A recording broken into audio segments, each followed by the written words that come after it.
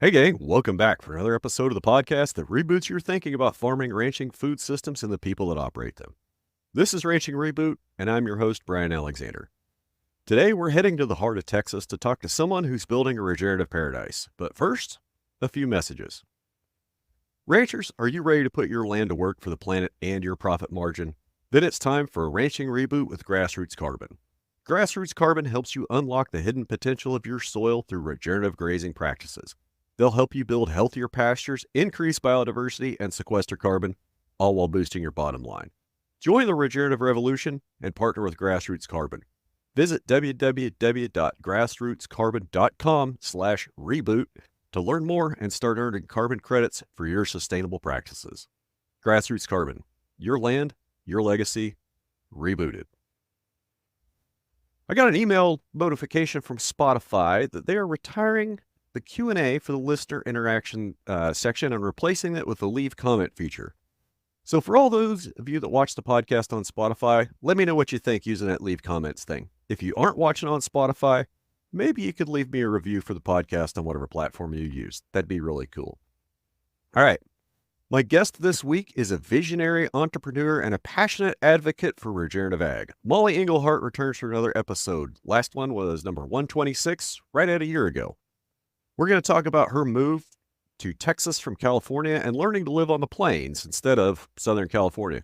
She's going to share some stories of her ranch. We explore the innovative ways she's working to restore our connection to the earth. This is a conversation about food, family, power of community to heal our planet. Get ready to be inspired, to be challenged, and to discover the beauty of a life lived in harmony with nature. This is the Ranching Reboot podcast, and this week's episode starts now.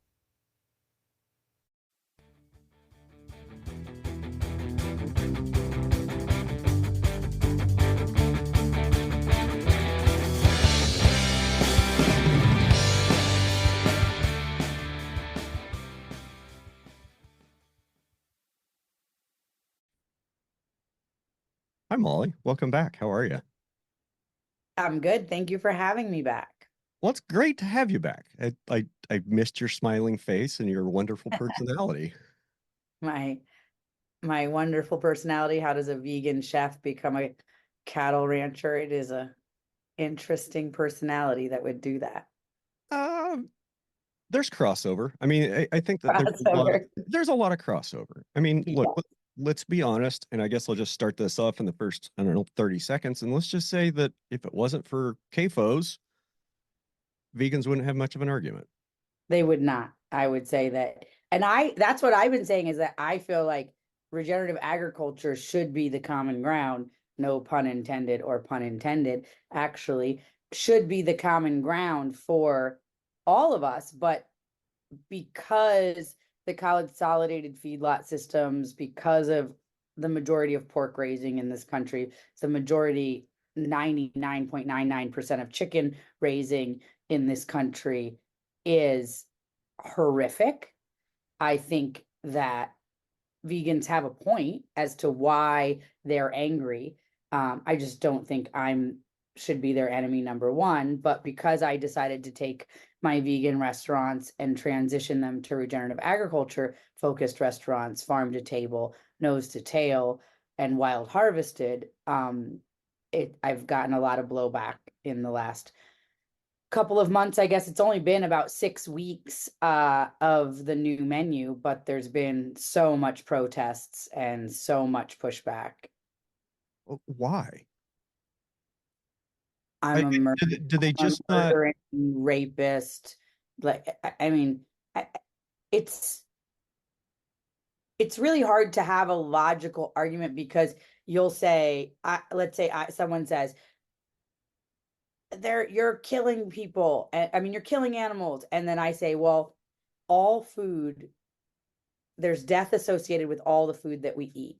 And my plate is not have any less meat, any less death on it just because there's no meat on it than someone's plate that has meat on it. And then they'll say, well, no, the majority of crop death is to feed animals. And I will say, great. So if we go to grass-fed, grass-finished beef and other bovine as the primary source of protein for all of us, and we move away from chicken, we move away. Well, pork has a different kind. There's another whole regenerative program for pork that can be done.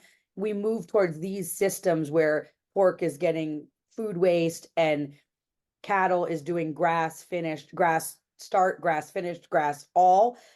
That's taking sunlight and grass and turning it into milk and protein and all of the rest, leather, out of two things. We cannot eat sunlight and we cannot eat grass. And there is no crop death associated with pastured animals. Like there just isn't. That's just not a thing. Like if you go into my pasture right now, we mob graze, high stock density. We move them every day.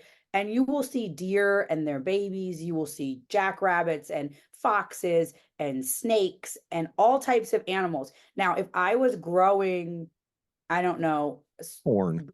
grass on that, where I live, everybody grows Bermuda grass. Yes, corn. But if I was just growing Bermuda grass and spraying a pre-emergence to make sure that no weeds competed with the most invasive of all invasives, but and you know, and then I'm spraying nitrogen onto the grass because there's no mycorrhizal relationships, there's no microbiology relationships at all in the soil, and so you're just dumping nitrogen.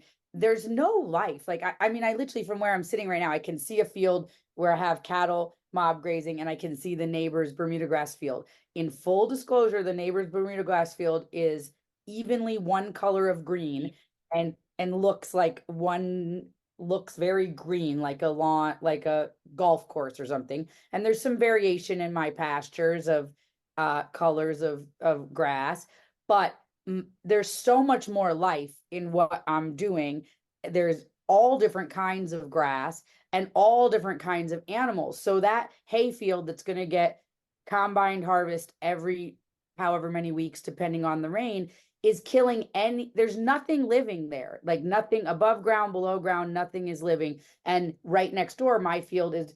And so even just cutting grass and feeding animals in a pen is not the same as having them in a pasture. And so to me, the amount of life that's being caused by these cows is a lot. And the amount of nature that's being preserved by doing it this way is so much more. And so this idea that the most crop death comes from feeding animals corn and soy. Well, no, I don't think we should be feeding animals corn and soy either. So I feel like we're partners on that. And so, anyways, the argument just goes on. But the reality is, I actually agree with them in many things, but they are just committed to not agreeing with me and also committed to not understanding.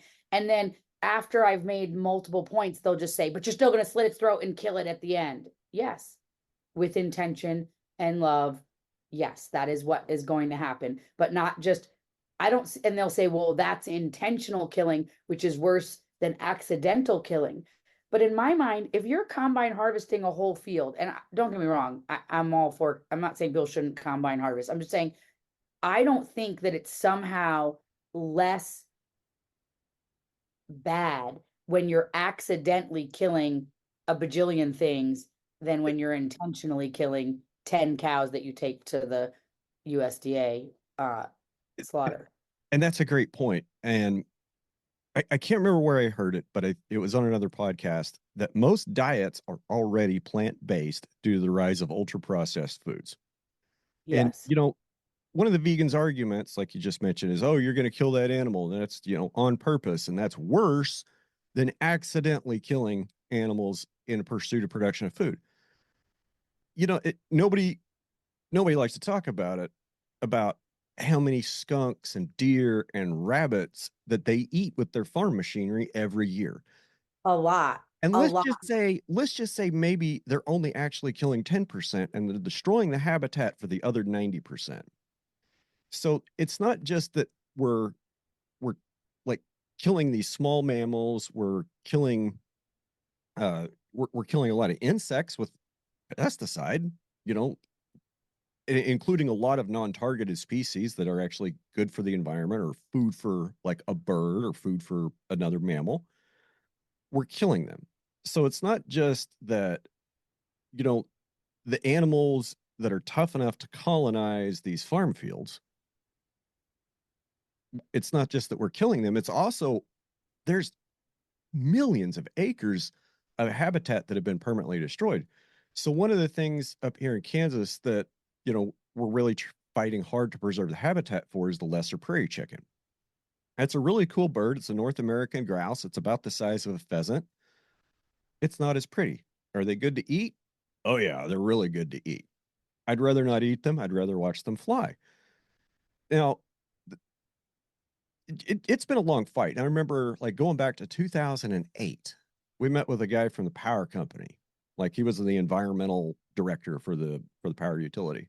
And they were going to build, they were planning to build these wind farms around here, and they were going to build a transmission line to get the power out. And they were looking where they could build all these wind farms. And they wanted to come down and put one on the ranch. And they had this plan. They were going to put like, I don't know, 73 towers up or something. And then that went away, and they said, okay, well, we're going to put this power line down here. Come talk to us about this power line. We talked about it, and we kept bringing up the lesser prairie chickens, because one of the things about the lesser prairie chicken is they do not like a horizon break. If they can see a horizon break within a quarter mile, they will leave. They won't go to that area. So they don't care about power poles, they don't care about radio towers, but they do care about oil wells, drilling rigs, and they definitely care about wind turbines. So if you have wind turbines, your prairie chickens are going to leave. If you have big power lines, your prairie chickens are going to leave. So what they wanted to do is they wanted to come down here to one of the last remaining pockets of native range, build this gigantic power line through it, and then put up a whole bunch of wind turbines on this ridge. And we basically said, no, that's not really going to happen. And here's where you should put the power line, and here's where you should put the turbines, and this is why. So they ran the power line down in the canyon that the river, they kind of ran it down in the bottom along the river, and they moved the wind farm to the next ridge north up in farm country. And the farmers up there fought it. And I understand why. And, back in 2008, I had a little bit different stance on wind power. I know people with wind farms. I know a guy that's had a wind farm for 20 years, and what it's like dealing with, the people coming in to do maintenance and overhaul and, change blades and change hubs. I didn't want any part of that. And then there's the thousands of tons of concrete that are in the base that even if they come out and they take the towers away after 20 or 25 years when the lease is up, those bases will still be in the ground forever. Their power cables, they're not going to take those out of the ground. They'll be in there forever. So I guess what I'm saying is instead of putting that crap here, they moved it 20 miles north and put it already in a habitat that's permanently destroyed for prairie chickens.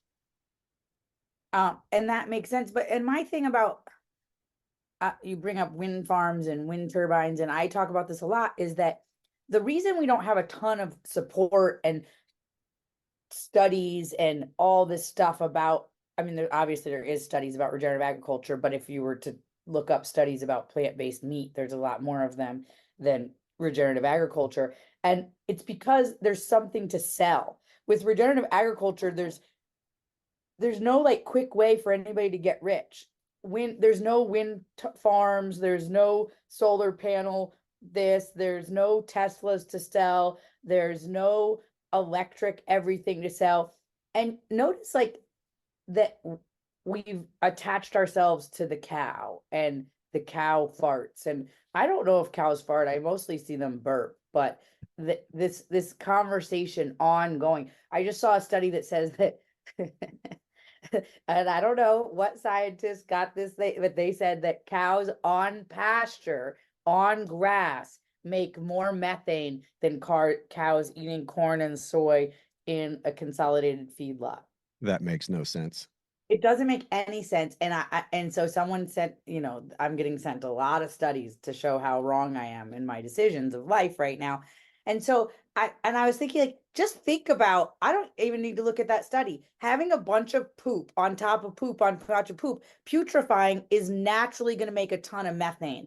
Poop getting pulled down into the ground by dung beetles is naturally not going to be putrefying, not making any methane. So I even if you tried to convince me, and I personally have eaten foods that don't agree with me and been more gaseous than eating foods that agree with me. There's no way that a diet that's not meant for cows would make them create more methane than a diet that is meant for cows. Like I can't even comprehend how they jerry rig that study to come out how they wanted it to, but it said that the study said that regenerative agriculture needs too much land and causes more methane, because cows on grass cause more methane than traditional agricultural methods.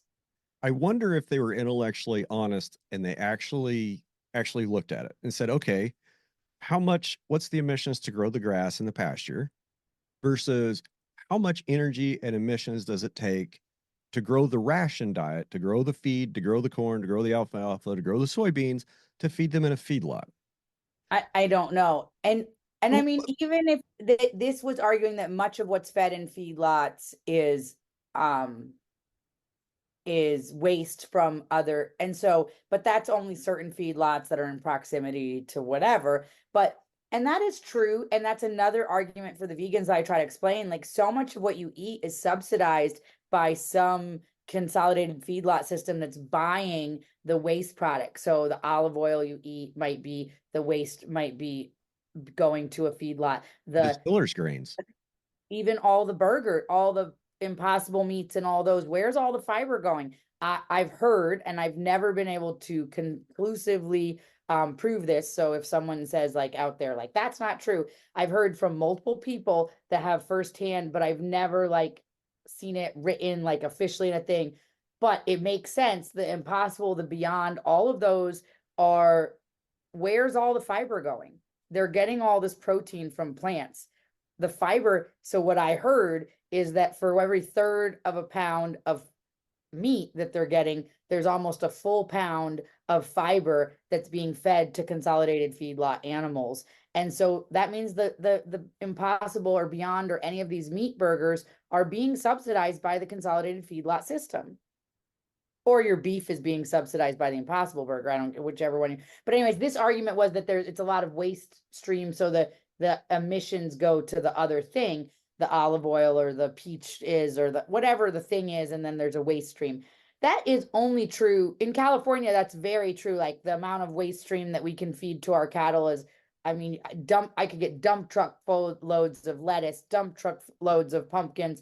Here where I live in Texas, the like the food producer to cattle producer ratio is such that it's almost, you pay top dollar for spent grain, whereas in California, if you pick it up, it's free from spent grain, from because the brewery to cattle rancher ratio in California is different than the brewery to cattle rancher ratio in Texas. So anyways, but no, they were not honest. Nobody in their right mind can say that a field, a beautiful pasture with all of the life that is in it, is the same as a consolidated feedlot or worse than a consolidated feedlot. And if you think, like, you look at my cows grazing on this summer cover crop out there and then native grasses on this other field and whatever, and you look at them, and you look at the butterflies and the foxes and the deer and everything that's in there as well, and you go, oh yeah, that's the problem. I should buy a Tesla and I should get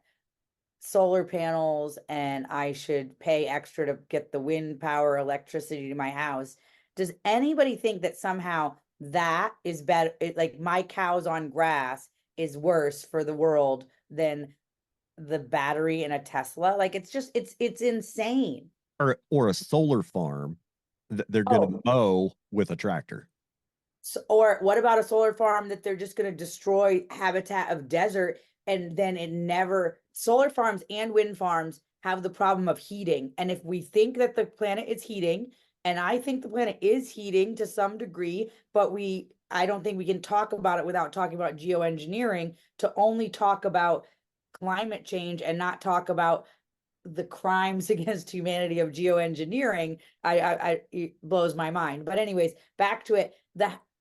As a farmer in California, we have wind turbines that are run by propane in the wintertime to keep frost from hitting the ground. Now, you have a windmill going nonstop. It argues that you're disrupting the air from settling and cooling to the coldest temperature. So there is miles of wind turbines that are, the air is never settling to the coldest temperature. So if you think that, it doesn't make sense to me that a windmill that's moving the air to not settle would not, on an avocado orchard, would not do the same thing. There was actually a study that came out within it's been within the last month, I think, maybe like University of Minnesota. They've actually done studies and shown that wind farms keep it warmer in that area where there's wind farms. They create heat domes because of the mixing, because they're not mixing, the air's not mixing like it should. So it's And it doesn't hotter settle, overnight. air doesn't settle all the way down. And that's why we put it so it doesn't frost. And now so just imagine, okay, we put up thousands of these wind turbines all across corn country and soybeans. Now, we had a situation a couple years ago where when the corn was trying to pollinate, the nighttime temperature stayed over 80 degrees and the corn didn't pollinate. The corn barely grew. So you see what I'm saying? Like we planted all these wind farms because, we got to be green energy. We got to be green energy. You know, it's not going to affect the climate. Bullshit. You're not going to take 2% of the energy out of a system and it doesn't have a long-term effect. Yeah, I'm going to throw a flag on that one. So, sure. But the research was showing that the wind farms keep it hotter overnight.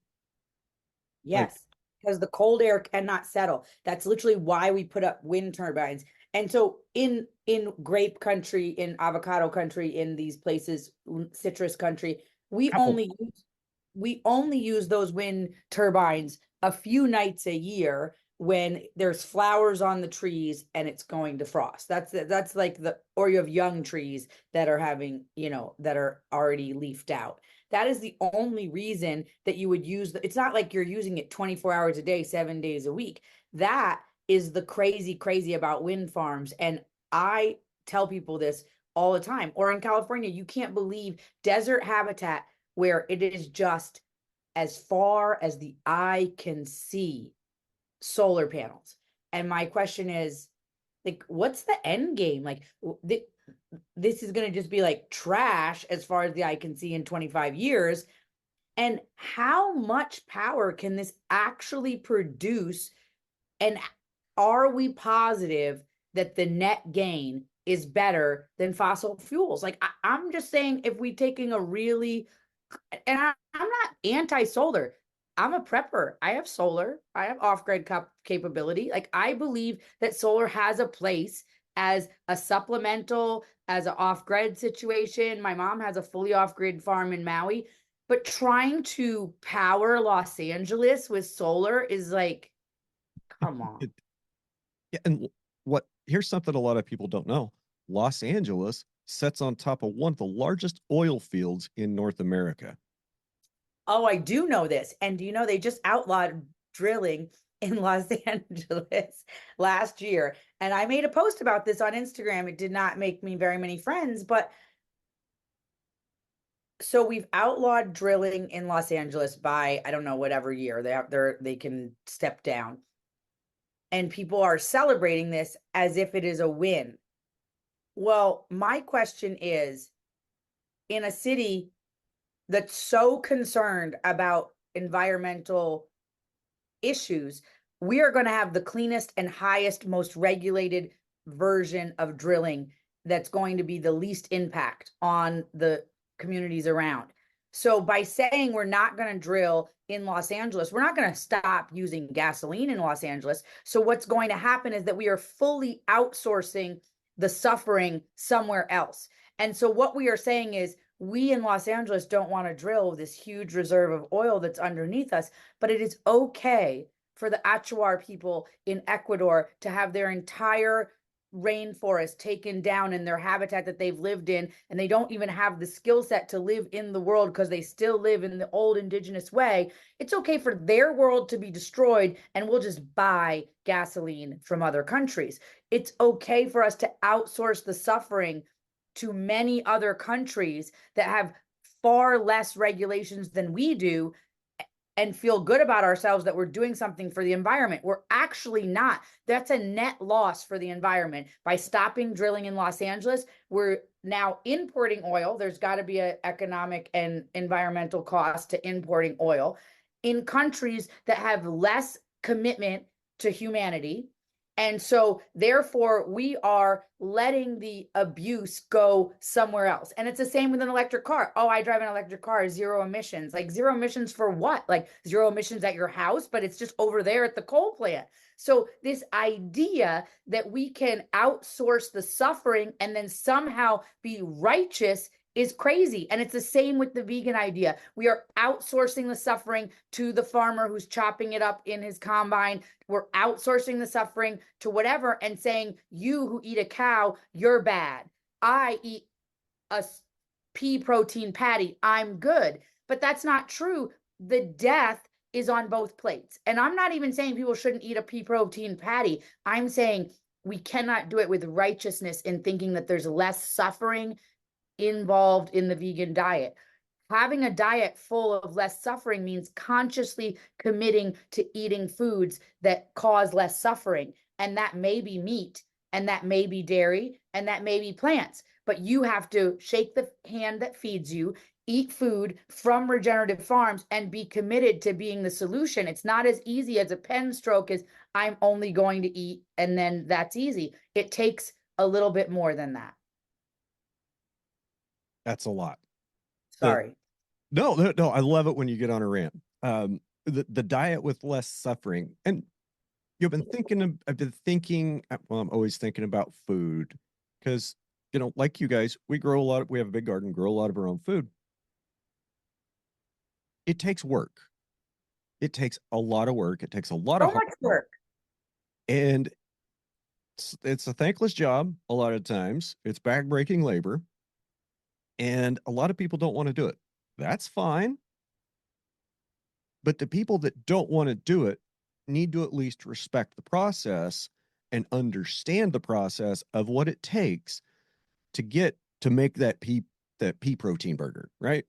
Or to grow that cow, or to grow that delicious tomato that's on their plate. They need to understand what kind of work and what kind of labor it takes. And, outsourcing suffering. It's a theme. It's a theme across our society.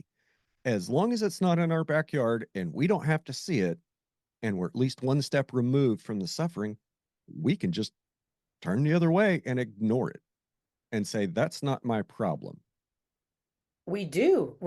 You and I are on a computer that has batteries in it that some child mined the minerals that were necessary for that. And we look the other way.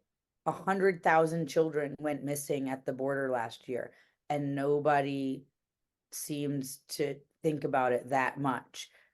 I just saw a thing that said that there's a reporting when you see a child rape or child something like that on a video, and it went from 4 million reports to 32 million reports over the last 10 years. So the amount of suffering that's happening everywhere, and we just we're like this, like, I can't handle it. And the powers that be are so happy to have us fighting over if regenerative agriculture or veganism is better for the environmental crisis, with quotation marks on both sides. And they're so happy to have us fighting about that, rather than coming together and say, no more poison, no more children disappearing, no more suffering.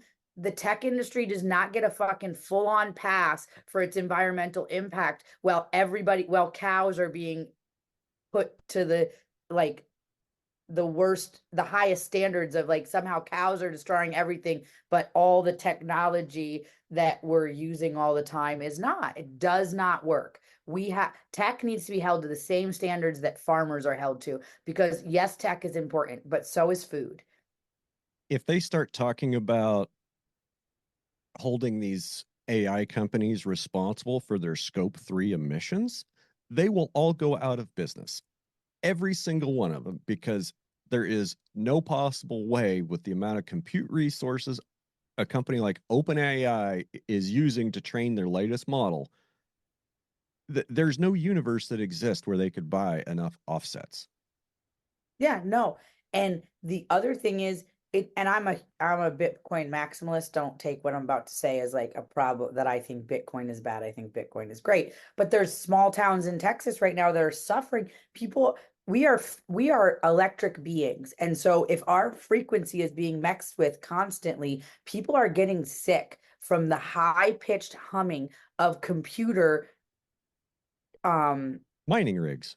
mining rigs. And this is also happening with AI, with where there's huge banks of computers and there's fans, and it's at like 86 decibels across the street from these mining rigs, across the street from these big computing banks that are, it's not just for Bitcoin, but it's for many different things, are using huge computers at this point.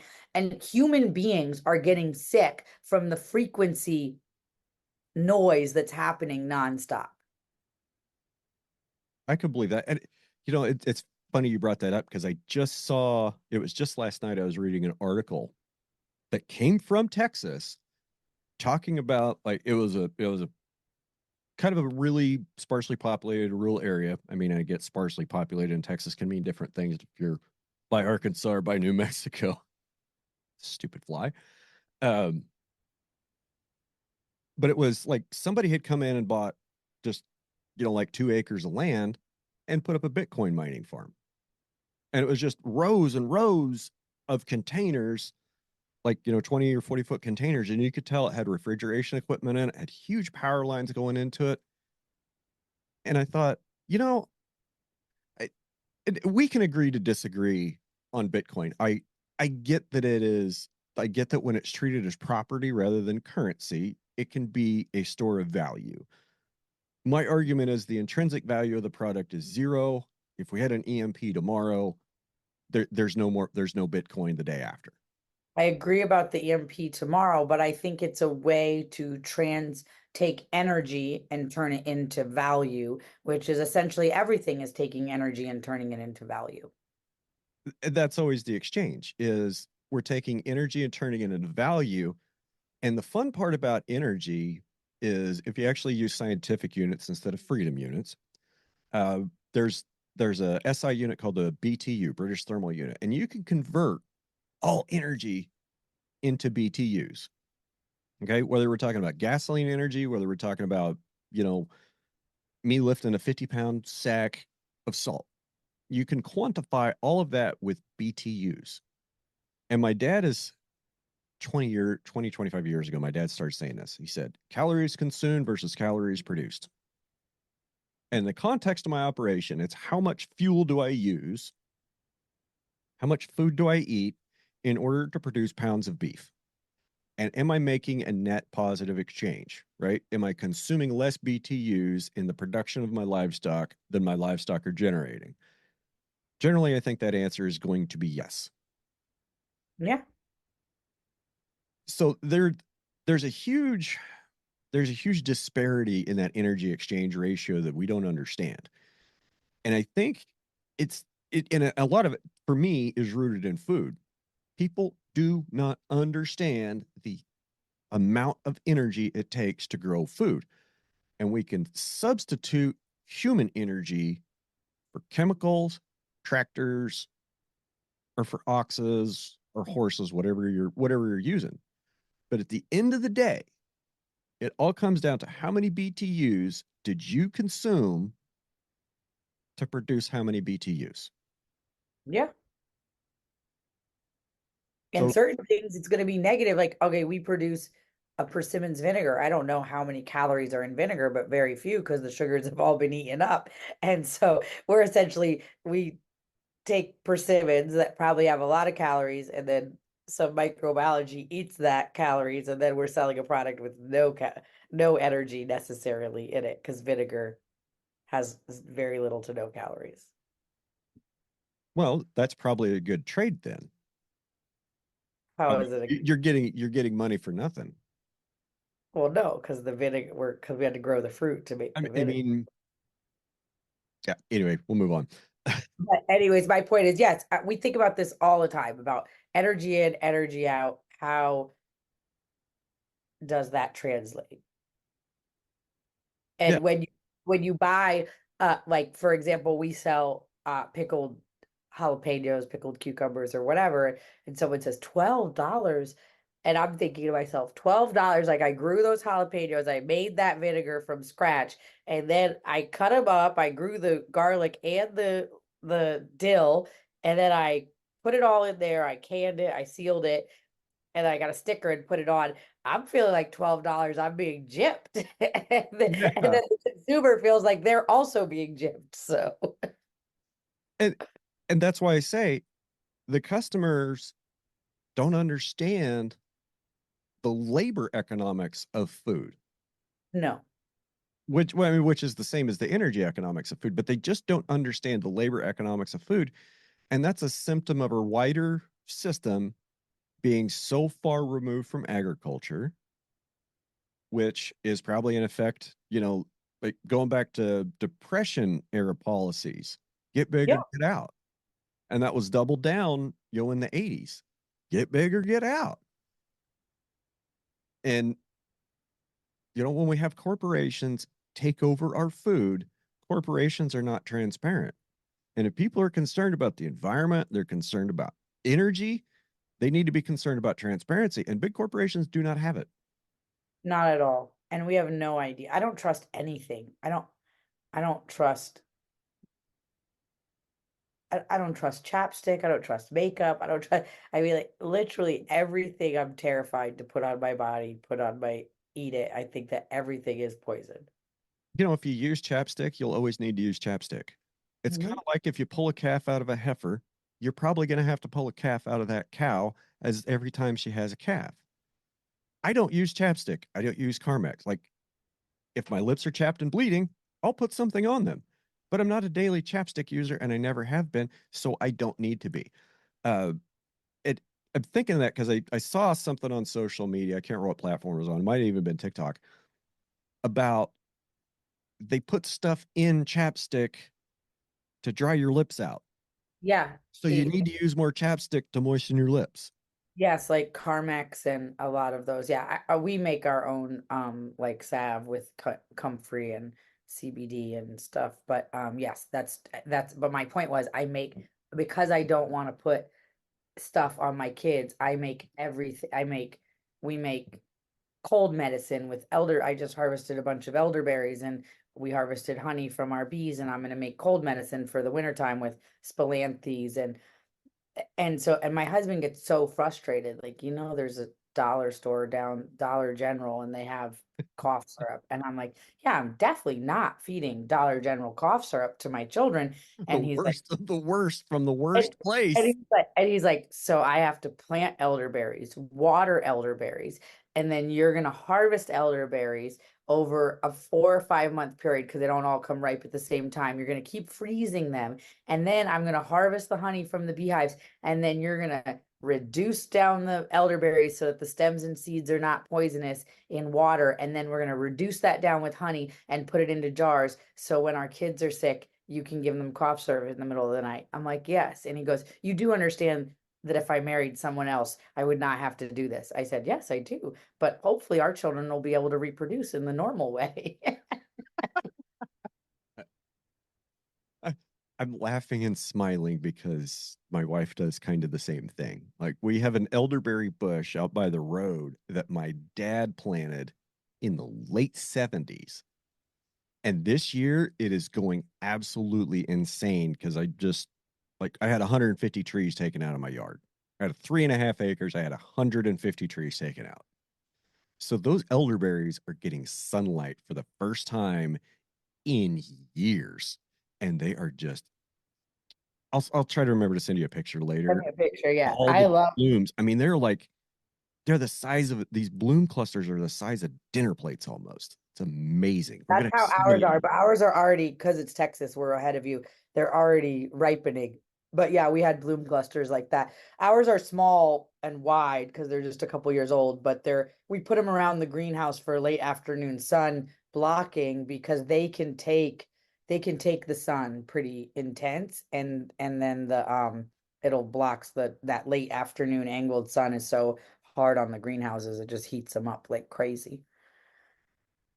I love elderberry syrup though. It's really good for you and has lots of properties. But that's me. I'm going to harvest juniper berries so we can make medicine for um heartburn. And my husband's like, okay. And he's always like, so money in, money out. Like, is this the best use of your time right now? As long as you don't start planting more junipers so you can harvest their berries. There's plenty of those in the wild, I'm sure. I don't think we're planting any junipers. I have several hundred acres. They call them cedars here, but yes. Um, Yeah, and they're not really a real cedar. I mean, they're fake cedar. But yeah, we have those here. We call them, I mean, the specific ones we have here are Eastern red cedar, which you're down around Bandera, San Antonio area. we Like have juniper ash. I think they're called like juniper. there's some with red berries on them. We only have blueberry Okay, ones. ours have blue on them, so it might even be the same tree. But you cut them off, they're gone. If you cut them off, they're gone. You get underneath all the 1,000 green, more will you can come usually up. kill it. Yeah, but if you the rest, but then more will come up. Um, but yeah, we're in the middle of trying to just keep the old ones and kind of thin out so we can do more silvopastures on. So we have like couple hundred acres of juniper forest that is not letting water get down all the way on the small raining, only on big rains does the ground get wet. And so talked to the guys from Bamberger Ranch. One of them came out and we're trying to thin it out the way they did to bring back the springs and stuff. Uh, Um, Go so ahead. just a quick note about cedar trees. Yes. I'm not entirely sure if we're dealing with the same plant, but I bet even if we're not, your junipers are going to be similar enough to mine that a lot of this information is going to be valuable. So up here, we figured that between 1 in 7 and 1 in 10 cedar trees is female. The rest are going to be males and only carry pollen. And the females, uh, the seeds aren't very viable if they just fall on the ground. But if a bird eats it, they're about 95% more likely to germinate. The good news is the birds that eat those berries around here, they're only going to make it about 2 to 250 yards before that berry's out of the digestive tract. So what I'm saying is going after the female trees and getting rid of all of those first, that solves your problem for later generations. Yeah. That is a good idea. So Bamberger's thing is take out every single thing that you can't put your hands around. And that their thing is that because when it's a closed canopy of cedars, it's inhibiting water from actually getting to the ground because the way that their little Less than 10% of the rain that falls on an eastern red cedar will make it to the ground. yes. And so by opening up the canopy and then lollipopping the trees so they're more of a traditional style tree, so they're not like taking up so much space, They're not a bush on the ground. and they're not a bush on the ground. So this hat is they were able to have you watched the Bamberger documentary? It's really interesting about this guy, he was like a chicken fast food chicken billionaire millionaire, and he bought this ranch in central Texas and no live water, no springs, no nothing. And he started, everybody said, oh, they're invasive, you just got to get rid of all the junipers. And he sought some other advice and basically realized that they have a purpose. They're pioneer species coming into this highly alkaline soil, their droppings are making the soil less alkaline. They have a reason. And so he decided to just open up the canopy everywhere. And basically by doing that, he was able to bring back all the creeks and um all the So bubbling, all the aquifers underneath got refilled up. And so, and then his springs were running again. And so, and they've had a lot of success with that, and they have an education center. So their guy that was their educator for many years came here, walked our property, and gave us some advice about that. I took an excavator up a bunch of my canyons, and I had a mulcher head on it, and I ground up every cedar tree that I could get a hold of that I could reach. I ground them into dust, and you would not believe the water that I've got and where I've got it. I is it's one of those things I really have to show people, right? And Mhm. I don't show everybody that comes on the ranch, and I don't always talk about it, but I have a water aquifer at 1,930 feet on the ranch. And I go from about 70 feet above that to about 100 feet below that, between the south end and the north end. So there's all kinds of spots everywhere on the ranch at 1,930 feet. And where 1,930 feet comes across the canyon, there's moisture there. There's a wet spot. Sometimes there's a spring. Sometimes there's a pool of water. Sometimes it's just a change in the grass that I'm noticing because there's more soil moisture there. But at 1,930 feet, my willow trees. When you go drive around canyons, and everywhere there's a willow tree in the top of a canyon, I can tell you that's 1,930 feet plus or minus 10. Every time. Wow. There's even a place where I've got a trail going down a hill that goes right across there. So what's going on is there's a layer of bedrock, and it's not quite like a fully capped layer of bedrock. I mean, water can get through it in some places, other places it just kind of runs along there. So that's what's holding the water up at 1,930 feet, is basically kind of a rock layer. And that's where all my creeks start. I've got, out of my 14 ponds, 9 of them, the water level in them is 1,930 feet plus or minus 5. Wow. Yeah, we don't have as much land as you, but we do have a dry creek that has not been dry in, I mean, according to the neighbors and the people we bought it from, it's gone dry in the last 30 years 3 times. And so it's generally not dry. And right now, it's been dry since May of 22 and has not come back. And even the part where the spring comes out and it stayed wet in that little spot for the longest, it's not even wet there anymore. So we need some significant rain. But yeah, we're doing a more targeted approach than what you're talking about, but basically keeping the hardwood, and then the large older cedars, because we have some cedars that are, probably 400 years old, big trees, and then just trying to get all the bushes off the ground.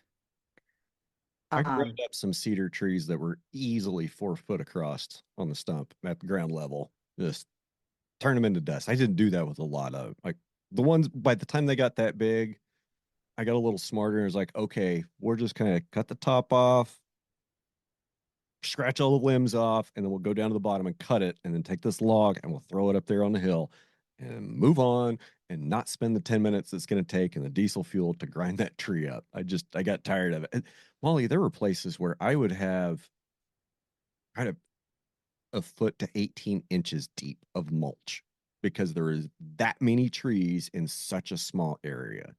Yeah, and in California, we used to get all the free mulch. So, I mean, that is such good soil building material. And the people here in Texas, it's interesting. I'm not in a big agricultural area except for hay and cattle, right? That's the main things that everyone is growing. There's a sheep farm nearby, some goat farms, but You're not in the Central Valley. You're not in Southern California anymore. That's all anybody grows is cows, corn, and soybeans. and so And oh, I went to the Texas, like the ag extension. I was like, hi, this is what I do in California, and I'm I want to do something similar here. And could you tell me what easily grows and what I'm not going to be suffering and fighting against? And they were like this. We could tell you how to grow Bermuda grass in your pasture for your Yep. cow. Yeah, exactly. And that was it. Like they were like, you could do a hay operation. And I was like, uh-huh. They came out, they were nice. They came out to the property. And then I was like, so there's some grants for high tunnels. And they were like, we have to check about that. I'm like, no, for sure there is. No, Um, it's this program number, it's this program number. and they're like, we'll check about that. And then I just saw on the Texas agriculture website that there's like a $4 million allocated to bring figs back. I have a fair amount of figs that we planted, and we have good data. Like, well, these are working, these are not. Figs are easy to propagate, so we've been propagating the ones that are working. And I was like, oh, let me get in on this grant situation. I called like a couple of people, like, hey, who's handling this? And like, but anyways, nobody knows about growing anything outside of the normal things. And everybody told me you're not going to be able to grow anything.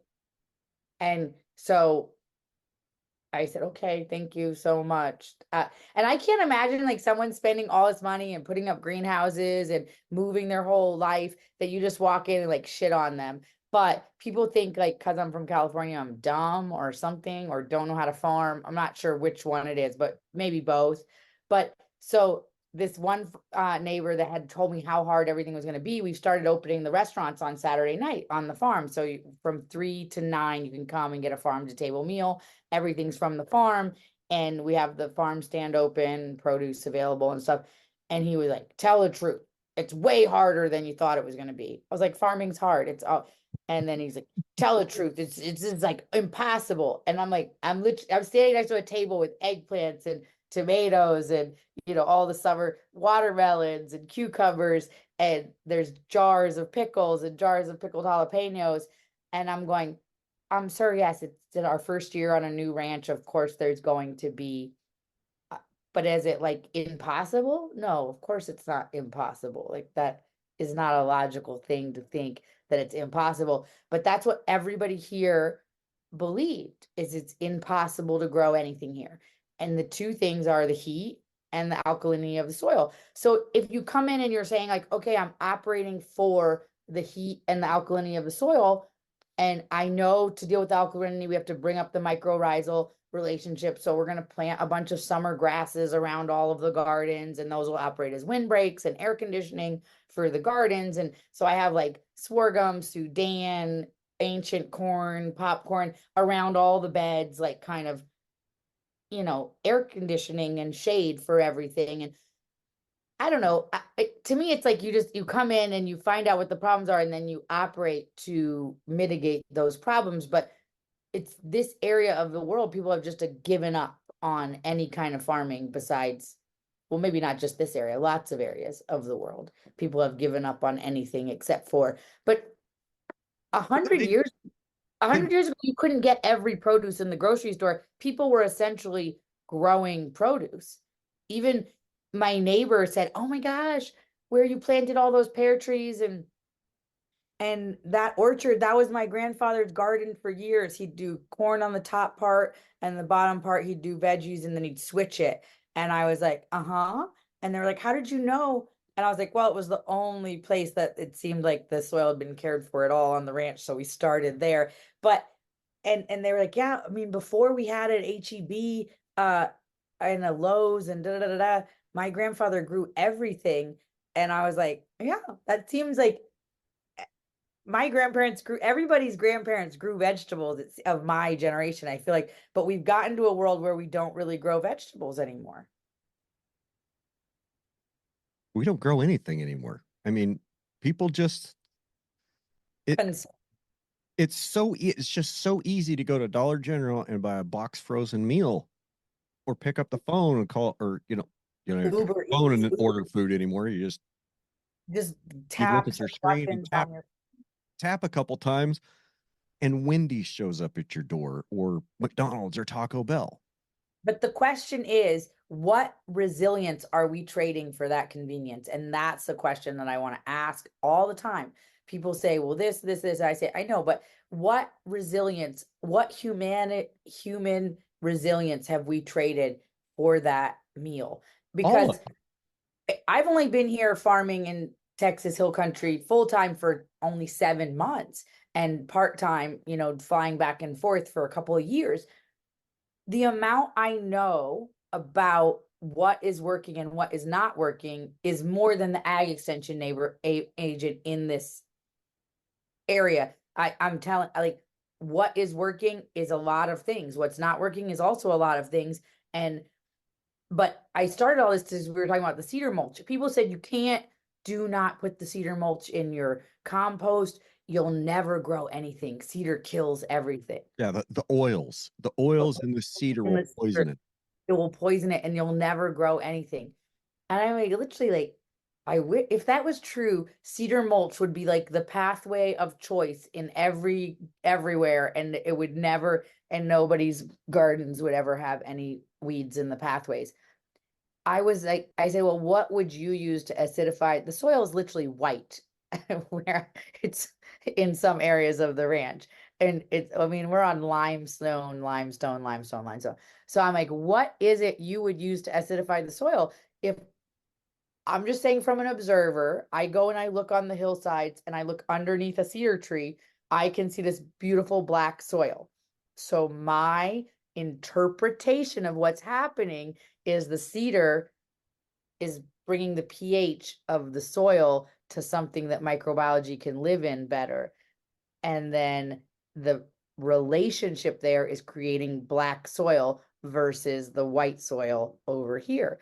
Everybody argued with me. And you know what? We put tons of cedar mulch into our compost and didn't kill anything. Yeah, I can buy that totally. The places, where I was saying there were places where I had a foot, 18 inches deep of mulch. A lot of it was when I'd get into green trees that didn't get burned up by the fire, when I was getting back into the green ones. And, you know, while I was working there, I thought, okay, what's the worst thing? What's the worst that's going to happen here? I'll come back in 2 years and there'll still be mulch here on the ground, not bare soil, just mulch. Like, okay, I can deal with that. But what helped me, or what really helped my soil, is when I figured out, hey, dummy, instead of just leaving the mulch on top of the ground, mix a little soil in with it. Use the teeth on that tool, stir it around a little bit, get some soil mixed up in there. Molly, the places that I mixed good soil in with that mulch, I came back later that summer and there was 6 foot tall big blue stem growing there. Just Oh, and I bet blew my that mind. 20%, it's probably like 20% organic matter in the soil there. Yeah, it's ridiculous. Yeah, we used to get free mulch in California. I dream of the free mulch in days in California. They don't want to pay to dump it. And so I became the spot, and I would just get piles of trees that were on the side of the road, that were wherever, that were getting shredded up. And I would take it, endless mulch just came and got dropped off. At my house. And now like I chase down every truck with a chipper on the back, and I like give them this little card and I'm like, dump here. And but it's crazy that it's such a good tool for building soil. I love mulch, and I also love cedar mulch, even though they say you can't put cedar mulch on the ground. But it's the what's possible with regenerative agriculture is so beautiful, because there's so many different ways that we can interact with nature, take our role as the keystone species, and work with her to make everything that's happening better. And that is the beauty of regenerative agriculture. I can get behind that. I could definitely get behind that. So 7 months in Texas. Are you a 7 months. Texan? Are you a Texan yet, or are you still a Californian? Well, if you ask the people in California, they would say I was a Texan. If you ask the people in Texas, they will say I'm a Californian. Where's your heart? I'm here at my ranch. We rarely leave. I mean, you probably know this. Like, there's so much work that I rarely leave the ranch unless I'm going back to California to work. I I work, we work all day, every day here on the ranch, and we don't eat that much food from the grocery store.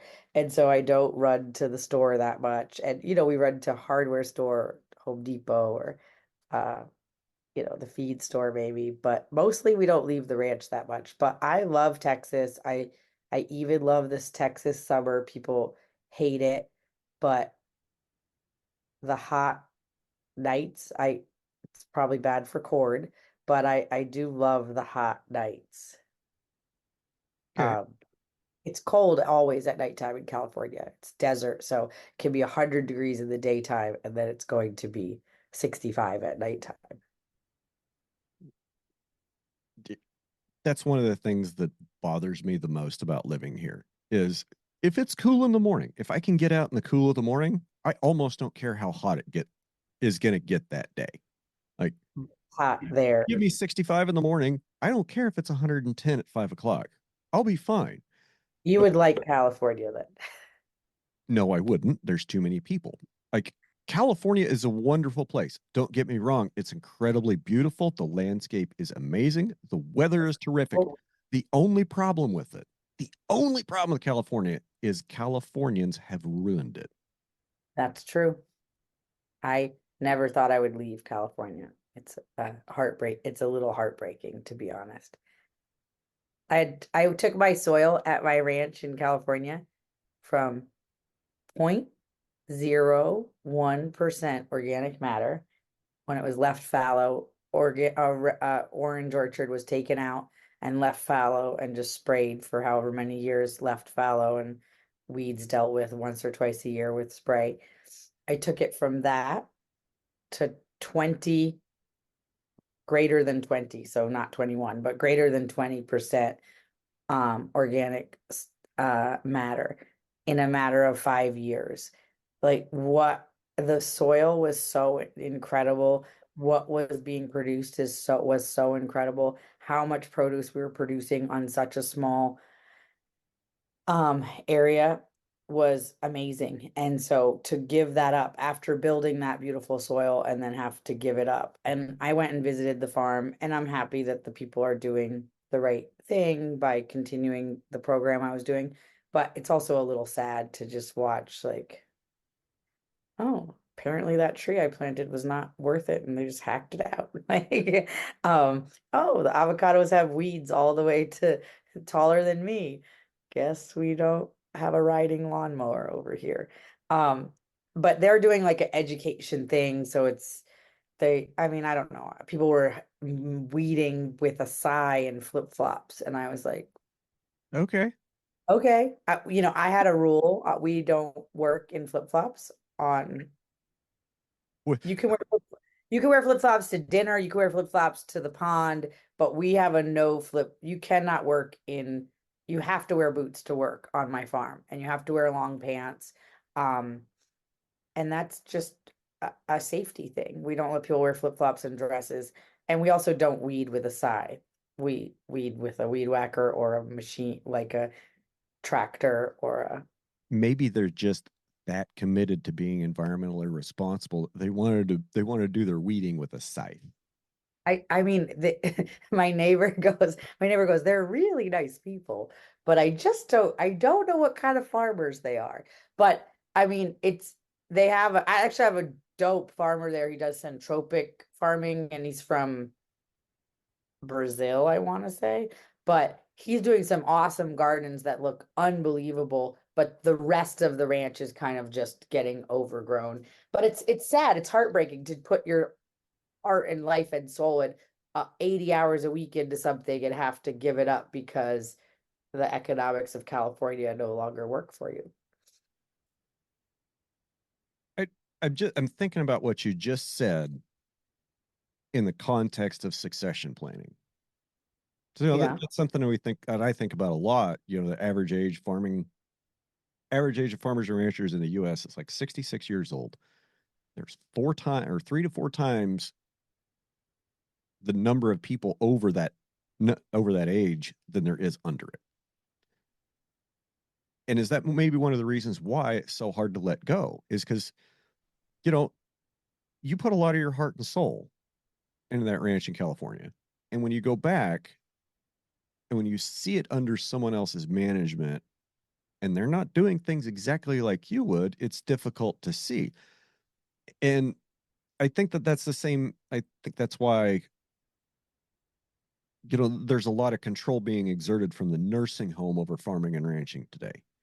You know, guys that have been doing it 30, 40 years, afraid to make a change, or afraid to let another operator take it over or pass it on to their son or their grandson, because they don't want to see the changes that the other person would make. You know, And I think that why'd they that's, take that tree out?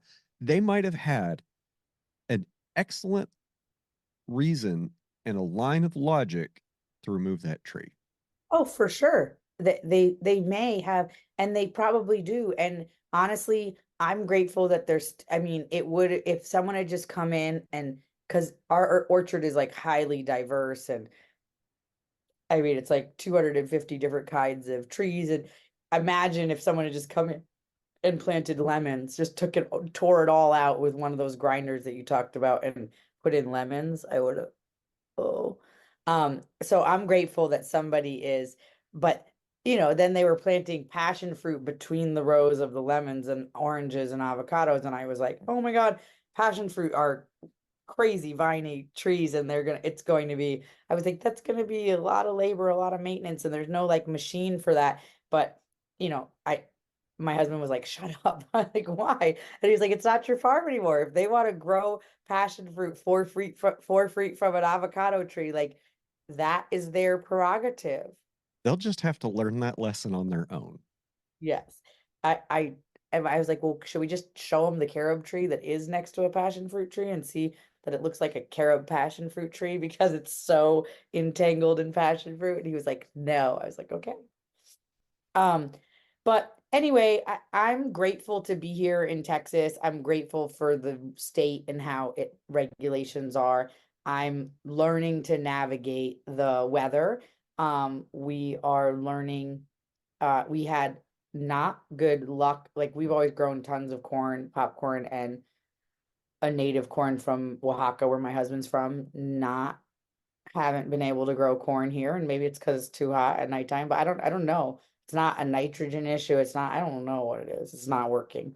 But so we're learning and we're trying things and doing things different, and we're growing different stuff, but other stuff is going like crazy. And I mean, watermelons, pumpkins, like there's certain things that are just going, and all the tea stuff, like the hibiscus flowers and lemongrass, and we're doing a bunch of tea. We're doing yopon and mint and lemon verbena and echinacea and spilanthes. We're gonna do a whole line of dry teas because the tea stuff is just going crazy. That's And like a lot of dollars per pound. yeah, a lot of dollars per pound, and it's dry. So for something you're selling online, I think it's a lightweight thing, so you don't have to pay tons in shipping. Um, and obviously we're moving to more of a meat program than in California. We were majority vegetables. Um, we have an awesome rotational pig program. We're basically moving the pigs every month, and we're putting them in an area with cedars. We're taking out all the baby cedars like you were talking about. We're leaving a few big cedars, and then we're putting them in there, feeding them for a month, and then we're moving them to the next spot, and then we're planting, and so we're creating all these more silvo pastures with the pigs. And maybe we don't keep pigs forever, but right now they're a really awesome tool for turning some of these areas that are not silvopastures into silvopastures. And so we have a bunch of pigs, and then we have goats and sheep And those are grazing in the higher areas. There's all these like little paddocks that are throughout the cedars. And so we're moving them every single day. And then the dairy cows, just because of the proximity to milking, are on the main fields down below, high stock density, moving every single day. And so we spend a lot of time just moving animals. The truth is, that's It's that's what I was doing all morning. Like I was out all morning moving cows, checking mineral. I got the first bunch move. I got the scheduled move done. Okay, yeah, that went fine. So then we went to go check the other bunch. And sometime since I left yesterday, about right around this time yesterday, I had a gate fail. So I had about half my cows in the wrong paddock. So okay, for reference, it's about 160 pair in this herd, 8 bulls. Okay, they're supposed to be on 132 acres. Like we were going to be there for like 5 days. Put them in there 3 days ago. There's a 92-acre pasture just south of that. About half of them were in there and been in there for half a day. So it's not like it was a huge deal, but it's like, okay, got to deal with this. Just shove them, go get them gathered up, shove them back through and fix the fence and go on with life. And it's one of those questions because the neighbor, now I'm not accusing the neighbor of doing anything at all. Okay. So let's just be clear about that, people. I have a neighbor who the last few days has been going through that gate, has had to travel through that pasture to go check his stuff. It's fine. He can use we let him use that road because there's not really any other access to that part of their ranch. We just ask, put the gates up, and if you run through one, let me know. Now, I'm not real sure if somebody hit that gate or if the cows balled up against it and to broke get, the wire. Now, if the cows generally break the wire is going to be in the pasture that they went to, right? yes, But if somebody drove through the gate, it might be the other way. yes. So the fence was laying into the pasture that the cows were supposed to be in, and they were on the other side. So, like I said, I'm not accusing anybody. Stuff happens. Stuff happens. But yeah, if the wire would have been laid out the direction the cows would have been going, I would never think anything of it. But being laid out the direction they came from, I have questions, but I'll never. Yeah. Um, that's funny. Like we have 3 cows right now missing, and not missing. I know where they went, but that neighbor is in not a dispute, but they're like inheritance, and it's getting split up between cousins, and it's a big ranch, and it's getting split up between cousins, and so they're not letting anybody on the ranch right now. And so he said, "Well, but if I see these 3 Brahmas, I'll pen them up and I'll let you know, and you can come get them." Then we're going through life. I'm assuming they're over there somewhere. And then all of a sudden he calls, but the truck is in the shop with the fifth wheel. And I don't have, and the stock trailer that I have, it's a bumper pull.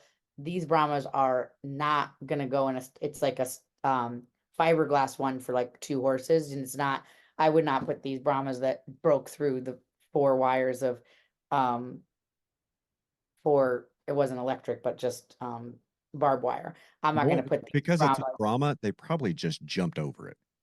probably, but I'm not going to put them in this thing. So we have no way to go pick them up. And I said, well, can you just keep them in your pen and we'll come feed them? And he's like, no, because my cousins and everything. And I'm like, okay. So then we finally got our truck back, but now it's been a week and he hasn't seen our cows. So I don't know what is going on, but I'm not allowed to go over there to get them. And then I made a lease agreement with my other neighbor for their pasture. And then the same place that my cows got into his thing, the fence is, but it's not on my fence line. So it's not like for me to fix it. It's on his fence line with the neighbor. All his cows came in and ate, and it's not that big, but it's like 50 acres. And they ate all the grass in this pasture. And so then I'm like, well, need to talk to that neighbor and say, like, hey, so this lease agreement, we need to fix the fence first, and then I'll start paying you. But right now it's just like the other. So I'll be happy to fix my half, but you got to take care of your half. Well, because it's on his fence line with the other neighbor, and so there's not. But we had just leased that pasture, but then the other guy's cows ate it all before we moved our cows over there. So, yeah, there's always interesting cow. At least here, there's always somebody's cows are getting onto somebody's bull is somewhere. That's a common occurrence because it's literally there's like 6 ranches all connected and all cow people. But usually when it's no problem to go on the other guys and his cows have been on our property many times, it's never been a problem. It's just right now with this dispute happening, we are not going on there. I'm sure that's going to be a fun one, and we'll just leave that mess alone because I that it sounds like it's an undivided interest thing with a bunch of different heirs. It is. Yeah. Yep. I've seen that work out around me. I've seen how that plays out over the last 20 years. And that's not something I would ever put into any of my estate planning because it's like saying, I can't make up my mind on how to divide this fairly and equitably. So I'm going to let you guys fight it out after I'm dead. My grandmother used to always say, there's no will. You guys can just fight about it. And that was not true, but she would say it all the time. I don't know why. It was not true. There was fully a will when she passed, and it was very well thought out. But she used to always say that. Sounds like she was a spoon. What's a spoon? The one that stirs it all up. Oh yeah, for sure, for sure. But I'm super happy to be here in Texas. I wish things were going better in California. I wish that people were excited about this change that we did with the restaurants and shifting them to regenerative protein. I wish that the vegan voice was not the louder voice, and I wish that the regenerative voice was the louder voice. I, And you said the answer earlier. yes, what did I There's say? no money there's no product for regenerative agriculture. For vegans, there's fake meat. There's all these vegan products that they can put a label on and make claims. Yes, and that's why there's so many studies showing that it's the best environmental diet in the world. But I'm not sure that if regenerative agriculture had some big financial end game, not just like healthier ecosystems, less chemicals, cleaner waterways, and healthier food, but like some financial end game, we'd have so many studies and so many investigations and so many documentaries. But think about compared to like how many vegan documentaries there are, and then regenerative agriculture, we can count maybe 6, 7. I mean, well, Kiss the Ground, Common Ground, Roots So Deep. I mean, there's some. Well, Kiss the Ground, Common Ground, yeah, was my brother's nonprofit, and 10 years of raising money to get those to happen. Wasn't like there wasn't, and they spent. I mean, I'll just say they spent 10 times the money on the first Kiss the Ground film than what Netflix gave them for it. So it was a 80% loss on a lot of money to put that out. So that was a nonprofit was able to do that, but there was no profit in it. But it was important. It was important because it started a lot of conversation. Yeah. And it educated a lot of people, and that's difficult to put a price on. And it ties in. Like there's not a killer app. Regenerative ag does not have a killer app. You know what I'm saying? You know what I'm saying, right? Yeah. It doesn't have something that's really sexy and really flashy that's going to get a lot of attention and get everybody interested. We don't have it. We don't have, you can't go to the farm store and buy a box of soil health. You can't go buy a box of regenerative agriculture. It's a change in mindset, change in practices, change at looking at the world. And it's also having to acknowledge that maybe everything that I was taught in college about agronomy Is not true. is not true. And just like your experience with extension in Texas, Yeah. they can tell you how to grow really great Bermuda hay. They can tell Yeah. you what to put on it. They can tell you how to feed your cows, what vaccines, what implants, what supplements, everything to give them so they're set up perfectly to go into the feedlot system. Yeah. But grow fig trees, or say you want to grow oranges, they won't have anything for you. Yeah. I mean, we're having great success with pears. We planted 17 varieties of pears. Many of them are doing very, very well. And so I think that there's a good possibility for a pear market here. Um, there's a lot of things that are possible. It's just people, I'm out here doing the study myself. There's not it, so the thing is, regenerative agriculture requires a lot of people to be on the ground, a lot of intelligent, creative people that care about the land to be on the ground and produce food, because it does require more labor to produce food under a regenerative system than it does under a conventional system. I think we can agree on that. Yes, we can. And it's not always labor. I mean, like I said earlier, we make these trade-offs in our food production. Instead of investing a lot of labor and love and creativity in a human effort into growing food, we substitute chemicals, we substitute machinery, right? Because Yes. it's easier. That allows us, oh, well, that makes us more efficient with our time. There's no use being efficient if you're not being effective. And there's no sense in hitting bullseyes if you're aiming at the wrong target.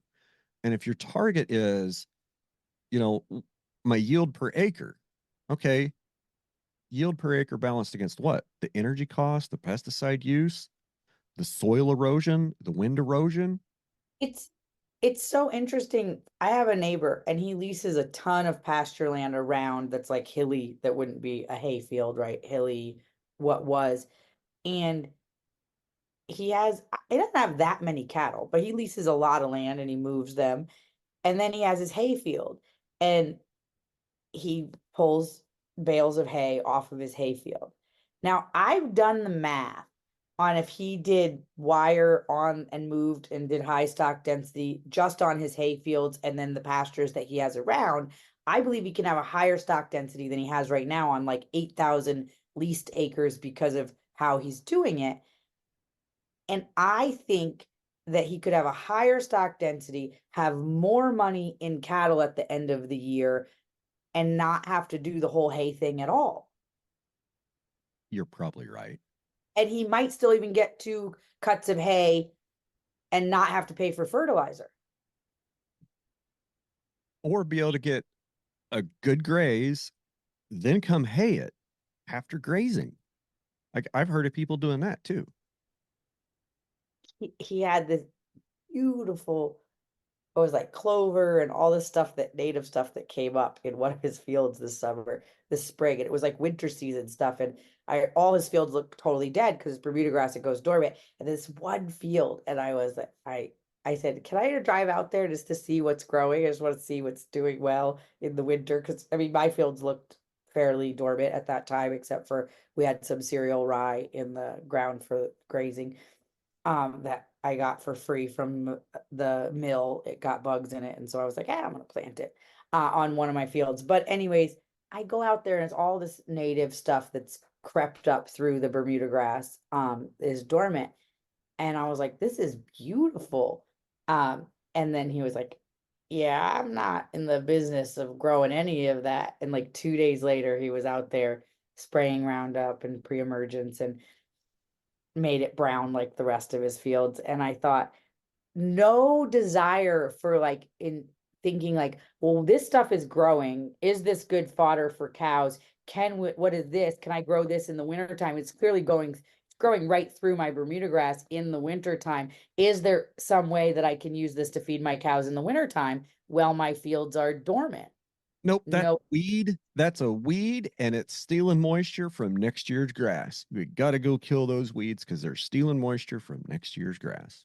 it's not even how moisture works, but anyways, yes. I know that. No, I know. I'm just like it's like the vegans arguing with me like oh, this is the other thing. Grass fed uses more water. And it's not, I don't even know what the argument is, but let's say hypothetically pasture somehow uses more water than your corn and soy and everything other kinds of silage. Yeah, that's hilarious. Let's just say the hypothetical. Then I'm like, okay, so where do you think the water is going? Where is the water going? So when I feed my cows water, and we do have K lines in some areas that like don't have, they have more runoff, like are at a little steeper, and so sometimes it doesn't catch as much water as the truly bottom hay fields of our property. I don't know if that makes sense what I'm saying, but we use some K lines if it's very, very hot in some areas, but mostly we don't irrigate our pastures. They're not irrigated or whatever. My neighbor, on the other hand, has a pivot and they're growing their Bermuda grass with a pivot, right? And so someone explain it to me. Someone tell me how we're using more water. But then I said, so let's say the water I'm watering, where do you think the water's going? And a cow drinks water and pees it out. Where's the water going? What do you mean that a grass-fed cow is using more water? I just more water than what? It doesn't make any sense. Okay. And where is the water going? Okay. So that's one of those things that I would like to see the study and I would go to their data. I would go to their actual research methodology and I would see where was this animal, where were these animals? What pasture were they in?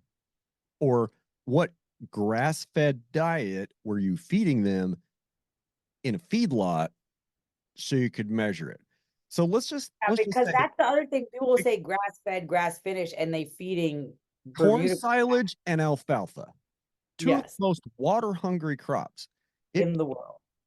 40 to 50 inches of water to grow an alfalfa crop. It takes more than that to grow a corn crop. We just we throw it around the barns that don't have like not the barns, but we have like areas that are like with a pitch roof and a ton of water ends up because of the rain in certain areas. We throw alfalfa seeds there. That's the only place we grow it.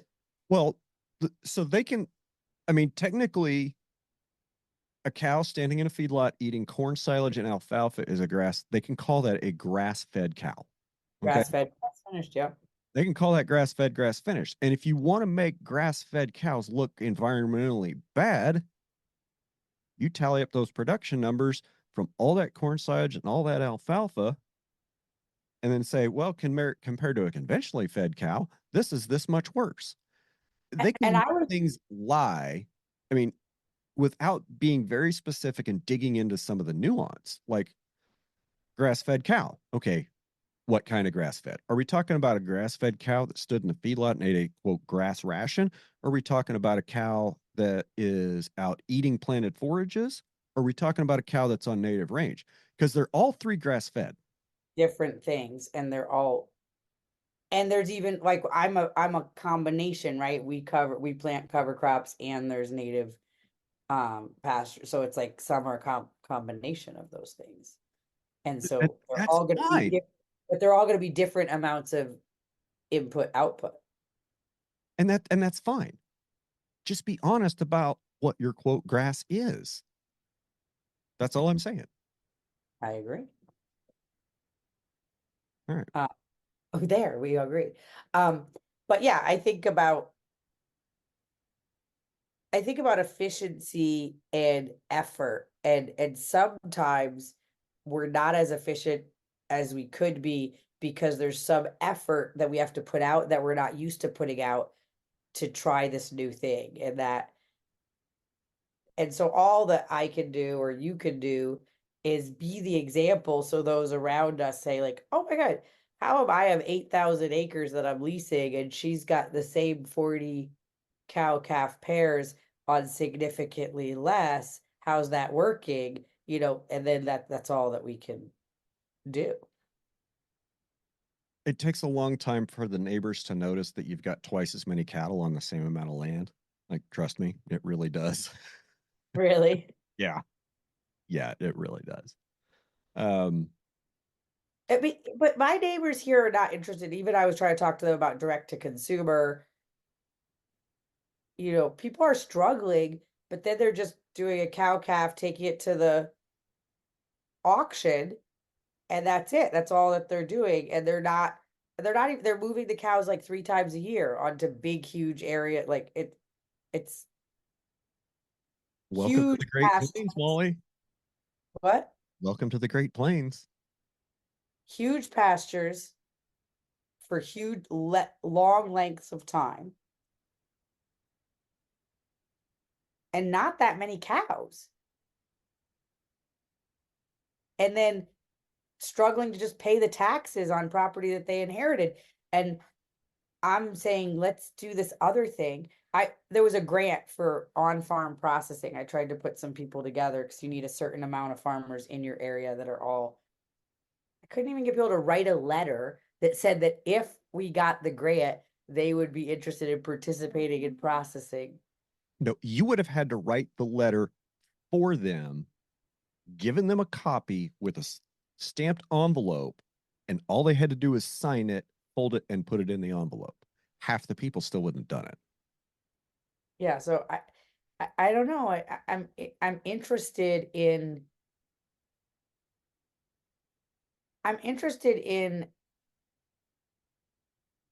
how, if we want to have, people talk a lot about energy independence in the United States, that we have to be energy independent, we have to be able to have manufacturing. I mean, foundationally, we need food independence. Yes. And if you are growing cow-calf pairs and then taking the calves to auction in November, and something, let's use your EMP thing, hits tomorrow, you are in no way prepared to, if there's a, let's say, a 2 month period where it takes 2 months to get the world back online after EMP. Okay. Give that, the person having a cow calf pair with no processing, no milk, no vegetables, no grain stores, are not prepared to feed themselves or their neighborhood for that 2 months where no food is coming into the grocery stores. Yep. I, on the other hand, am over here like with a bone saw and a meat grinder, and like a bandsaw, and we don't process our meat here. We take it, but let me tell you, if the like comes to it, we will be able to feed. We have dairy cows as well. We have, you know what I mean? Like we are, and maybe I'm crazy to think that food sovereignty and security is the foundation of any security. Like that there's no, like, yes, an EMP can hit tomorrow and Bitcoin will disappear, but my dairy cows will not disappear. That's not insane. That is completely rational and completely logical. But the problem is mainstream media will gaslight you to thinking that you're insane for feeling that way. But there's not, my concern is these rural counties are not prepared. If there's some sort of major event, and there's multiple major events that could happen that could cause a major power outage, and the United States power grid is not as secure as people believe it to be, these rural counties are not prepared for the influx of crazy people that are hungry coming out of the cities to try to solve what for survival. They're not. And I believe that in these rural counties, we have to have some kind of plan. And if it's not with the county of Bandera or Kerr, I think at least in our local neighbors, we need to say, I have this many cows, this many sheep, this many goats. I have this ability for processing. I have a commercial kitchen on my ranch, and I am here if this happens. We also have solar, and so we will have power during the day with off-grid capability, but if it's EMP, we would not, because that would all be destroyed. But under other circumstances, that would. We have generators, but that would be destroyed if there was a, but we have these conversations, but we should know I have this many guns, I have this much ammo. I'm not telling anybody how much guns and ammo I have. I might tell them what my food production looks like, but not Or, what. or maybe just say that we have guns and ammo like that, because I feel like You're we not in don't. California anymore, Molly. Everybody has guns now. Okay, well, in California, nobody has guns. And literally, my husband put a picture of my 9-year-old son shooting on Instagram yesterday. And my husband is helping him and holding him steady. And people were like, too young, you're bad at teaching. And I was like, wow, like people are really thinking totally different than how we think. Yeah. Those are the kind of people that think that if somebody's breaking into your house, all you have to do is hide under your bed, dial 911, and wait for the good guys to show up. But there's no good guys that are going to show up. I live 45 minutes from anything. That's not a reality. But so aside from, let's be away from the guns, but I do think that you are only as secure as your neighbors are.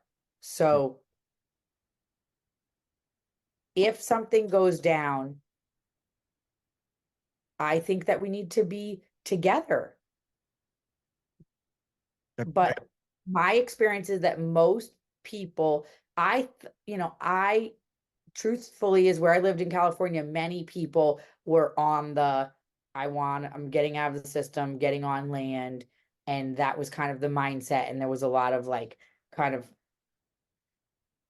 prepper talk, or how can we support? This is what we have. This is what you have. Da, da, da, da.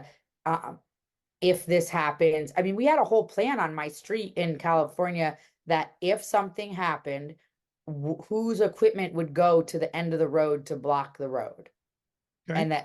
And there was one road in and one road out, and that we had a plan that we would block the road at where the first turn is, so where there's no more ways to go around, Right. we would block the road.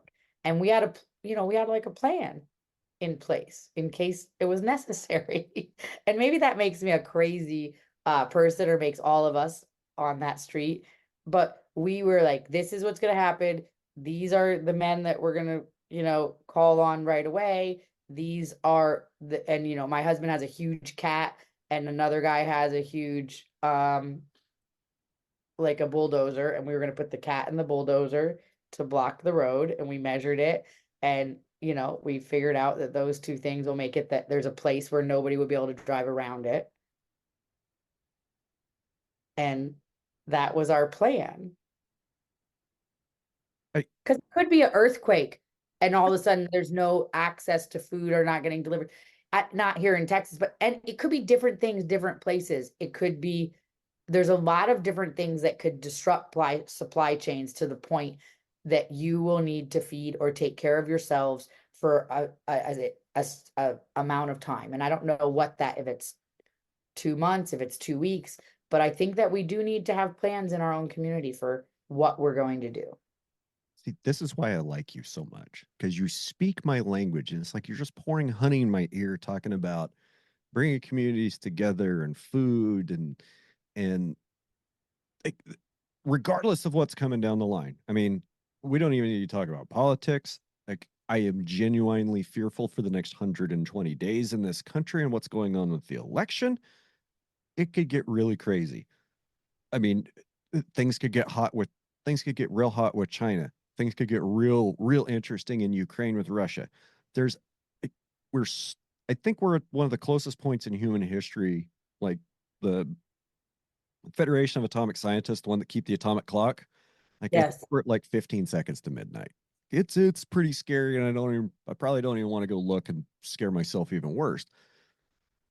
No matter what's coming down, okay, the way we're going to get through it, not as individuals, the way we're going to get through as a species is by having communities like yours, is by having people like you, people like Matt Cleffer, people that are super invested in their local area and building a local food culture and building a group of people that work together to keep food on their table and keep food security, because food security is national security. Without food security, we have no security. And like the security illusion that we have over food is so tenuous. You know, you've run a restaurant. Food truck comes once a week. Yeah. Okay. Food truck shows up every 2-3 days at a grocery store. And if those trucks stop running, it's 2 or 3 days, grocery stores are empty. And it's not going to take 3 days for people to understand that the shelves aren't going to be full again. That's going to happen like maybe early on day 2. I think it's, Well, heard that Walmart said that they know that if their supply chain crashed for some reason, the amount of communities that wouldn't have food is like huge. I can't remember, but Walmart is the grocery store in many communities. So we all depend on these highly complex systems. And as these systems get more and more automated, the more we are relying on something that can break. And as a farmer, you know that you can automate whatever, but you also have to be prepared to have a way to do it if that automation doesn't work. For example, we use a trailer to move water to all of our animals when they're in remote pastures, and we move totes, like those totes with a forklift that you could do, so we can move 2 of those on a trailer.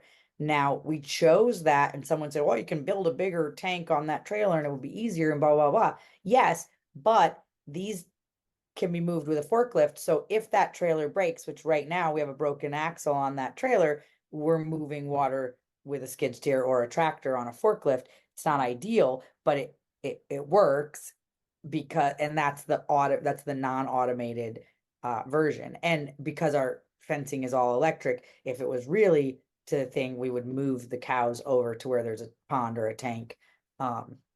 If that was the end, that if there was like no water coming out of the well or something. But you have to have a plan for all of these different things, because things can be automated all you want, but there will be a day where there's no air conditioning, where there's no water, and it's 100 and something degrees. There will be that day when your trees are wilting and you need to have a plan B. We also have a diesel pump in our pond, or tank, as they call it here in Texas. And that funny about that. What? They're funny about that. That's a dirt tank. That's not a pond. Whatever, fella. You call it whatever you want. I'm going to call it. Mean? But I don't even know why is it a tank and not a pond? But anyways, I have a diesel tank.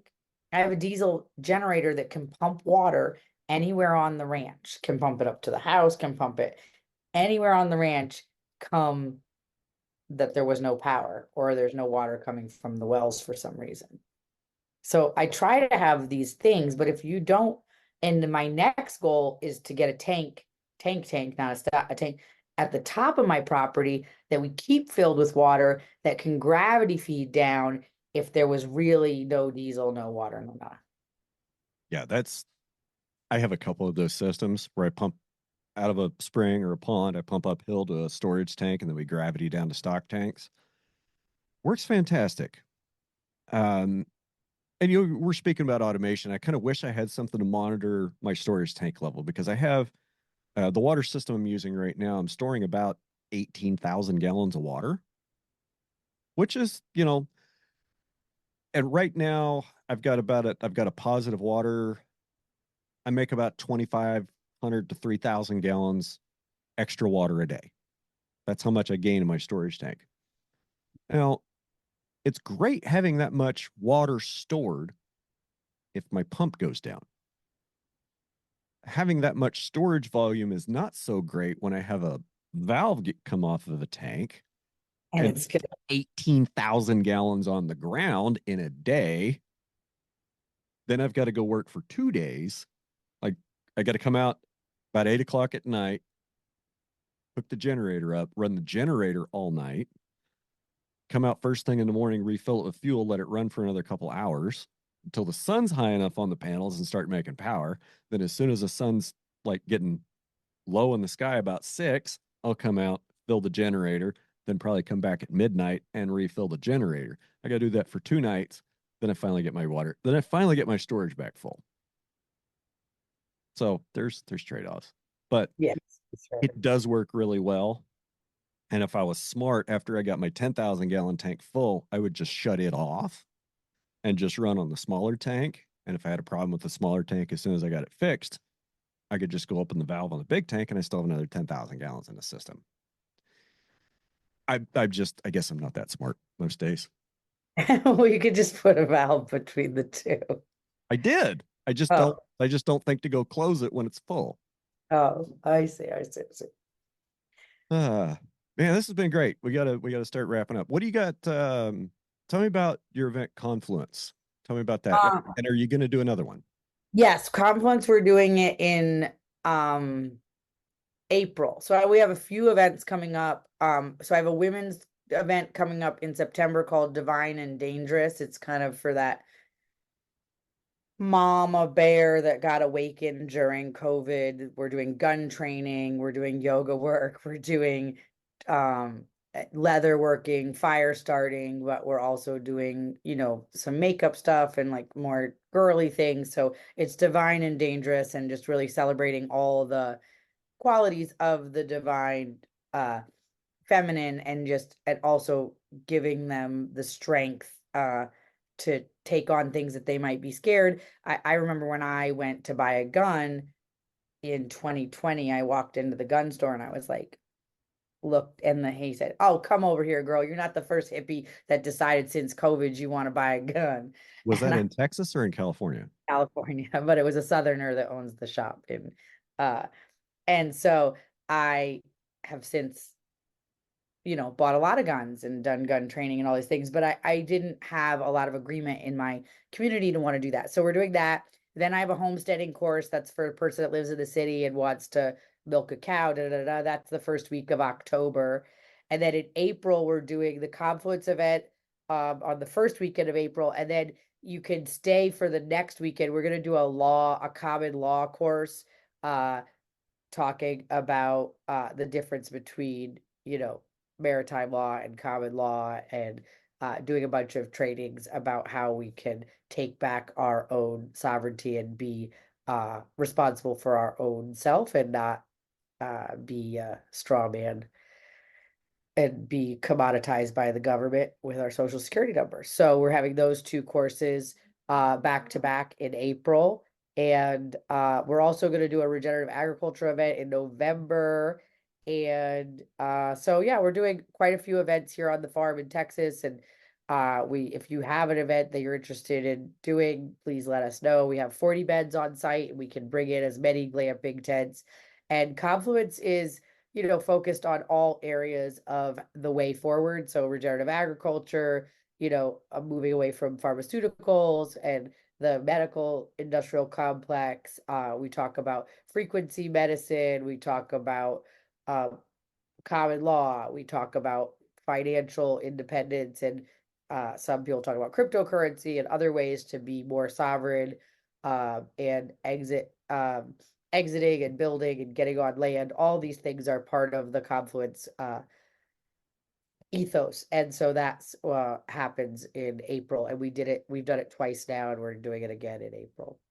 Very cool. And then my restaurants in California, if anybody's in California and is committed to regenerative agriculture, we are fully committed to regenerative agriculture. It's Stimple Creek, it's Force of Nature, it's Yanni Wang from Oatman's Flats, like all the food, and then also wild harvested meat. And so Sage Regenerative Kitchen in Los Angeles, Echo Park, and in Pasadena could use as much support as possible. It's really struggling through this transition right now. If you can't get to California to eat at one of Mollie's restaurants, at least go like them on Facebook and maybe Instagram and post something kind of supporting what they're doing and try to push back against maybe some of the vegan narratives that are a little less enlightened than they think they are. Thank you so much for having me on, and it's always a pleasure. And I'm still hoping you're going to travel through Texas sometime and come visit. I really want to. I really want to come see what you got going on. And if I show up, just be prepared because I'm probably gonna stick a microphone on you and just put a recorder in my pocket and not think about it the rest of the day and see what it catches. That'll be fun. It'd be a lot of fun. Molly, thank you for your time, dear. I appreciate you. Take care. Thank you so much. Yep. You have a great day, gang. Have a great week. Okay, bye-bye. Hey there. Thanks for listening. I hope you enjoyed this week's episode. If it resonated with you, please share with a friend. Ranching Reboot is sponsored and supported by all my amazing patrons on patreon.com/redhillsranchers and the ads that run during the podcast. Support is also provided by my awesome partners and friends. Always check the show notes for links and coupon codes. Over the next few weeks, I have some great content coming up. Next week should be Ben Notterman from Snug Valley Farm to talk about his experience over the last year with no-fence GPS collars. Trevor Burrian is going to come back for another great episode that you won't want to miss. Thanks for listening. Come discuss the show along with the rest of the superfans on Discord, and don't forget to like, share, and subscribe. You can always send me feedback or guest suggestions through my website, redhillsrancher.com. I look forward to hearing from y'all, and that's it. We'll see you next week.